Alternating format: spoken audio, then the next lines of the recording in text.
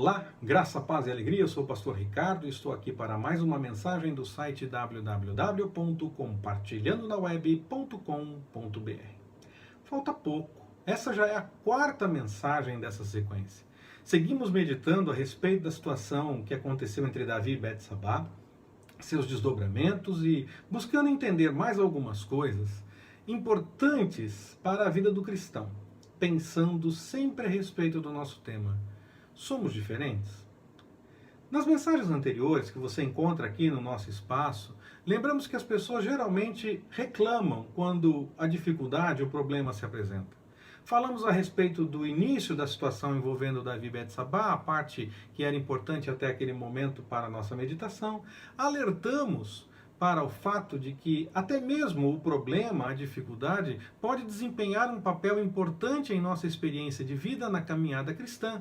E, avançando um pouco mais na história, lembramos que Natã confrontou Davi em seu erro. E isso nos fez pensar que o erro, de fato, não deve acontecer, deve ser evitado, mas todos corremos o risco de ir por esse caminho e precisamos nos acertar com o Senhor o mais rapidamente possível, em vez de ficarmos tentando resolver do nosso jeito o problema, como Davi tentou no primeiro momento. Seguimos. A sociedade vê às vezes o erro de um pregador e já define a conduta de vida daquela pessoa por conta daquele erro. Muitas vezes, até mesmo por conta de um erro real que um pregador cometeu, já se avalia a postura de todos os outros, de todas as outras pessoas comprometidas com o Senhor, como se agissem da mesma forma. E há situações, inclusive, em que o erro nem aconteceu, mas mesmo assim as pessoas já definem que aconteceu e é errado, fim de papo, todos fazem isso também, mesmo que ninguém tenha feito naquele momento.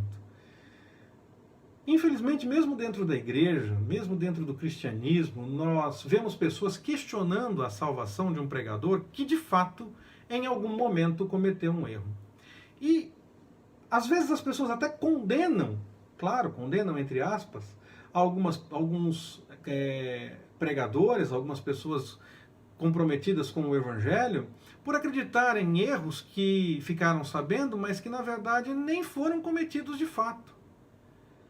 Acontece que eu entendo que nós somos diferentes. Se essa situação de condenação acontece na sociedade, nós precisamos buscar alguma forma de agir diferente da forma como o mundo age, porque nós não devemos nos conformar com este século. Para que possamos experimentar a boa, agradável e perfeita vontade do Senhor, precisamos transformar a nossa mente. Então, como transformar a nossa mente e pensar de uma forma diferente a respeito disso? Eu volto para a situação envolvendo Davi e Betsabá. O erro, infelizmente, ele é parte da condição humana. Ele é uma possibilidade real a qualquer ser humano. Nós devemos, sim, fugir dele, mas caso o erro se apresente, nós devemos avaliar as coisas de acordo com a vontade do Senhor e fugir do erro. E quem errou não deve ser avaliado com base no erro, simplesmente. Não se define uma pessoa por um erro cometido.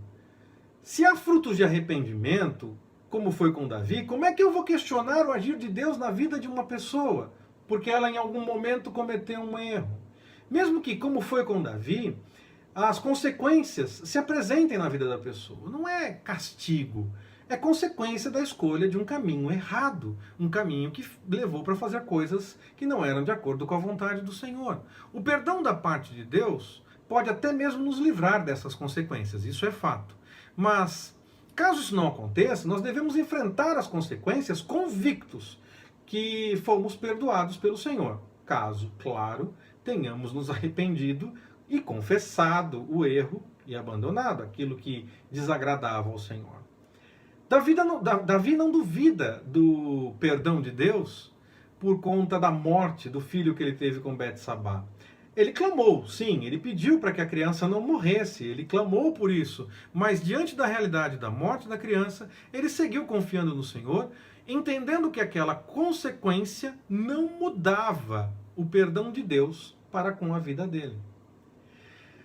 Por que questionamos um pregador em nossos dias, avaliamos que não houve mudança, que não tem conversão, não viveu com base no que ele prega, questionando um erro que um dia aconteceu de fato?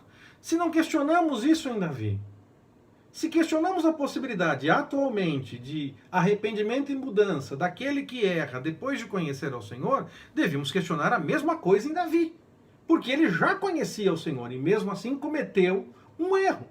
E pior, foi durante o tempo da lei, que apresentava punições diante dos erros cometidos. Lá, nós entendemos que houve arrependimento e perdão. Agora, como pregador em nossos dias, nem olhamos para a possibilidade de mudança, já questionamos se realmente ele é sério diante de Deus por conta do erro. Agora, se houve arrependimento e houve mudança, nós vamos condenar aquele a quem Deus perdoou? A sociedade pode fazer isso, mas nós somos diferentes. Diferente da sociedade que questiona um erro específico, que às vezes nem mesmo aconteceu, ou um cometeu, não foram todos que cometeram o mesmo erro, nós devemos olhar para a mudança que aconteceu na vida daquela pessoa, ver se de fato aconteceu, se houve confissão e reconhecer o agir do Senhor na vida de outros servos que são tão imperfeitos quanto nós mesmos. Afinal de contas, todos nós carecemos da graça. E se alguns entendem que é impossível ao convertido fazer algo errado, será que nós vamos questionar a conversão de Paulo por conta do que ele disse em Romanos 7,19? Ele disse assim: pois não faço o bem que quero, mas o mal que não quero, esse pratico. Eu não vou questionar Paulo. Você vai fazer isso? Eu não vou. Eu prefiro, como ele próprio, dizer o que está escrito em 1 Coríntios 10,12. Aquele, pois, que pensa estar em pé, olhe que não caia. Infelizmente, o erro pode acontecer. Não somos infalíveis. Antes, nós carecemos da graça do Senhor. Cada pessoa, você e eu, carecemos da graça do Senhor. Melhor é não ir pelo caminho errado, por conhecermos a vontade do Senhor, mas se isso acontecer, nós precisamos buscar ao Senhor novamente. Nós já sabemos o caminho de volta para a busca do Senhor, para seguir buscando a vontade do Senhor. Isso não vale apenas para o novo convertido. Aquele que já conhece a palavra é aquele que sabe que, em suas limitações, pode contar com a graça de Deus. Não é infalível agora porque conhece a vontade de Deus.